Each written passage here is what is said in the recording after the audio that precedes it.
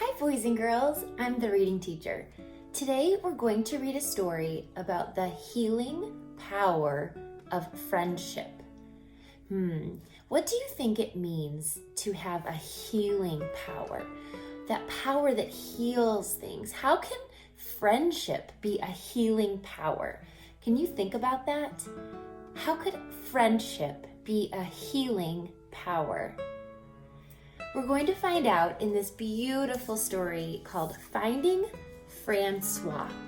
The story is written by Gus Gordon. And as we're reading, I'd like you to pay special attention to all the different feelings that Alice, one of our main characters, has. At the end, we're going to talk about all the different feelings that this main character, Alice, had in the story. Finding François. And the end papers are full of bottles. I wonder if that's a hint or a clue for the reader. Finding François. Alice Bonet lived with her grandmother on a hill in the middle of town.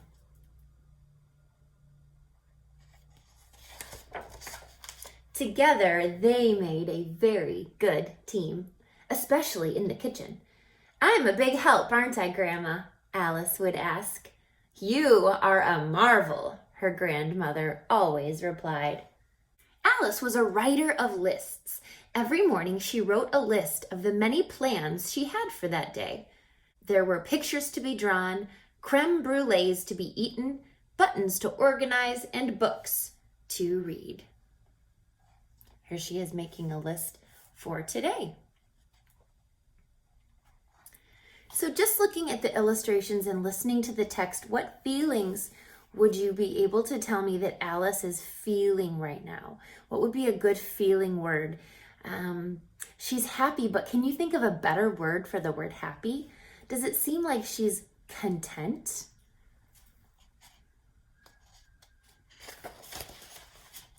Fridays were Alice's favorite day.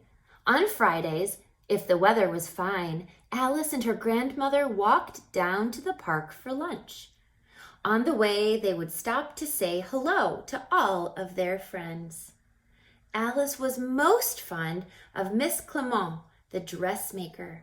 She often had a surprise for Alice. C'est beau.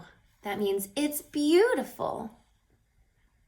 Can you tell by some of the words on this page that Alice and her grandmother do not live in the United States, do they? Or anywhere where there is English spoken. Looks to me from these words that Alice and her grandmother live in France. And c'est beau is French for it's beautiful.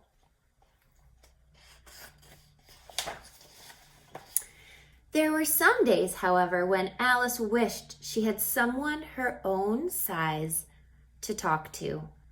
A sister or even a brother, especially on stormy nights when she was trying hard to be brave, or when her grandmother was elsewhere.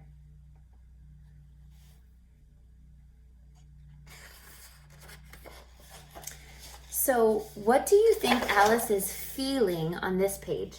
Using the text clues to help you, she says she wished she had someone her own size to talk to. Can you think of a word that describes how Alice might be feeling sometimes? Could you say lonely? One morning, early before the birds had eaten their breakfasts, Alice walked down to the river. She had a plan. From her bag, Alice pulled out a bottle and tossed it into the water.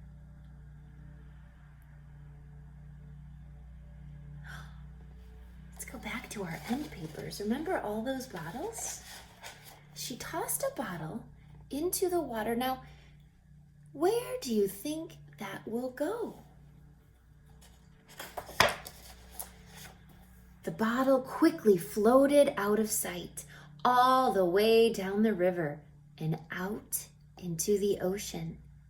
It was captured for a moment, picked up and dropped, then it drifted ever onward until it arrived in a different place, a long way from where it had begun.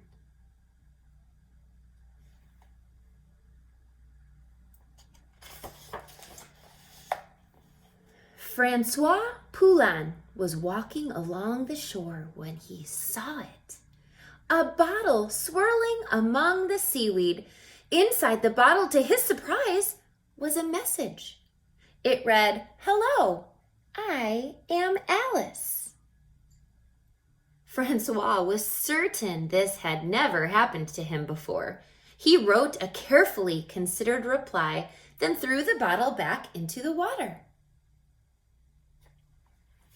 So Alice's note said, "Hello, I'm Alice. What do you think François might write back?" The text says it was carefully considered. That means it was well thought out. I wonder what he's going to write. It zigzagged out to sea on the ocean currents. A fisherman caught the bottle, then threw it back. It sat for a long time inside the belly of a whale, but soon emerged.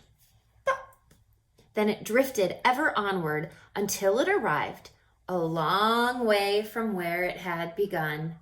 And look, I recognize this bridge. Do you think it's coming back to Alice?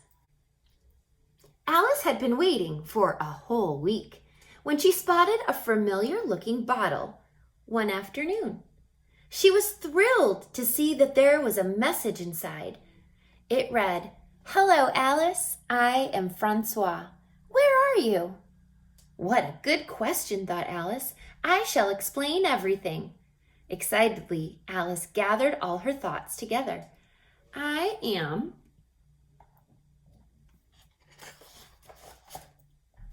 over here. What are you doing over there? It was a worthy response, and Alice was pleased with it. She put her message back in the bottle and sent it on its way. The bottle returned to Alice a week later with another message and a hand-drawn map. I live in a lighthouse with my father. It's a bit lonely sometimes, but I can see all the water and the sea from my window. Where is here? I live here with my grandma. She makes the best creme brulees in all of France. I think I would like to live by the sea. Have you ever seen a flying fish? I had a pet flying fish once, but it flew away. I like the way that Gus Gordon makes François' words green and Alice's words blue. It helps the reader to tell who's speaking or which letter they're reading. Now, François told Alice that he sometimes feels lonely. Do you think Alice can connect to the way François is sometimes feeling? And so it went, back and forth across the sea. Like Alice, François loved writing lists and reading books and drawing mermaids too. Alice wasn't expecting that. But François also loved dancing and wearing funny hats and origami and garlic butter and flower arranging. François was very interesting indeed. Alice realized she didn't need a sister or even a brother. She had found François. So how is she feeling now?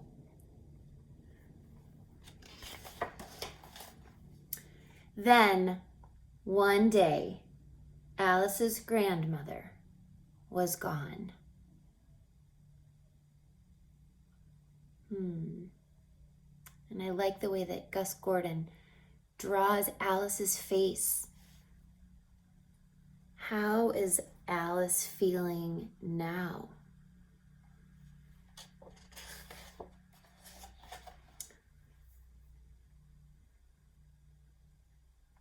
I love how the author doesn't even need to put words on this page. We understand what is happening, don't we? Just by looking at Alice's face and by knowing what she has gone through, we know what she is feeling. There's a little bit of French on this page, and this is a very beautiful phrase. It says, sad, and the day for me will be like the night. Wow, that's powerful, isn't it? The day for me will be like the night.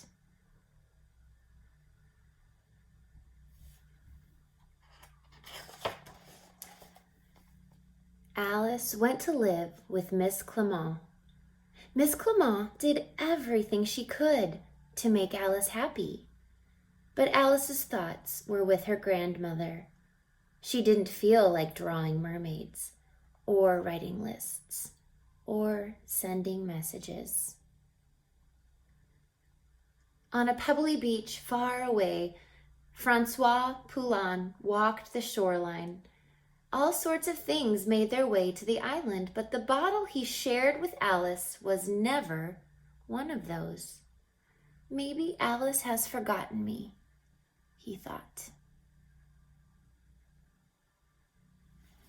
Now we know that Alice hasn't forgotten François, but we also know how Alice is feeling. And sometimes when you're feeling like that, it's hard to think of anything else, especially things that might make you feel happy. A year went by. Over time, the dark clouds slowly packed up their things and shuffled into the distance, and the sun sprung forth from wherever it was hiding. Ooh, boys and girls, I'm going to read that again. Does it really mean the actual clouds where Alice lives are finally leaving? What do you think this means? Listen carefully. The dark clouds slowly packed up their things and shuffled into the distance, and the sun sprung forth from wherever it was hiding. I think it means that finally Alice is feeling better. She's feeling like herself. She's still sad and misses her grandmother, but she's able to feel happier again. One evening, Miss Clement spotted something in Alice's wardrobe she had never noticed before. The bottle. That night, Alice told her everything about her plan, about the bottle and the lighthouse and flying fish and the sea, but mostly about finding François.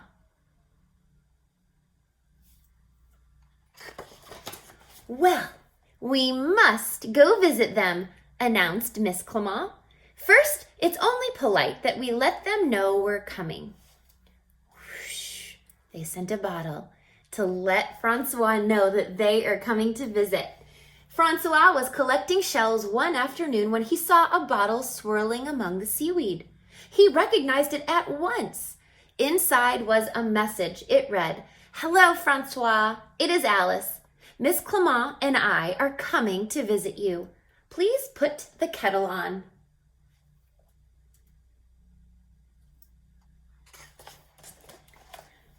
Alice and Miss Clement arrived in time for afternoon tea. Everyone was very excited. François's father baked lemon muffins. Alice had no idea that lighthouse keepers were so good at baking muffins. Miss Clement told stories that made everyone laugh. That night, a wild storm battered the lighthouse, but Alice wasn't afraid. Well, maybe just a little bit. What words would you use to describe how Alice is feeling now? The next day, François showed Alice how to spot a whale. Then he lost his hat to the sea. François said it was the third hat that week. Luckily, he had lots of hats. In the morning, it was time to leave for home. Miss Clement needed to get back to her shop. Alice didn't want to leave. Not now. Then Alice had a brilliant idea. Perhaps François could visit Alice and Miss Clement. Everyone agreed that it was a brilliant idea. When Alice arrived home, she wrote a list of things she really wanted to do. 1. Play hopscotch with friends I haven't met yet. 2. Make a favorite dessert. 3. Finish something unfinished. Then she wrote another list, especially for François' upcoming visit. Plans for François' visit: eat creme brulee, draw mermaids, hopscotch, origami, flower arranging, dancing, wearing funny hats. Isn't that so sweet that Alice was remembering all the things that François likes to do? Not that Alice likes to do, but things that François likes to do, and added those to her list so they can do them together. And she always had a message to send him. You are a marvel, François. Who used to tell Alice that she was a marvel? And how did that make her feel when she heard those words from her grandmother? Isn't that nice that she wants to pass those words on? And so it went back and forth across the sea. Good night, Alice. Good night, François.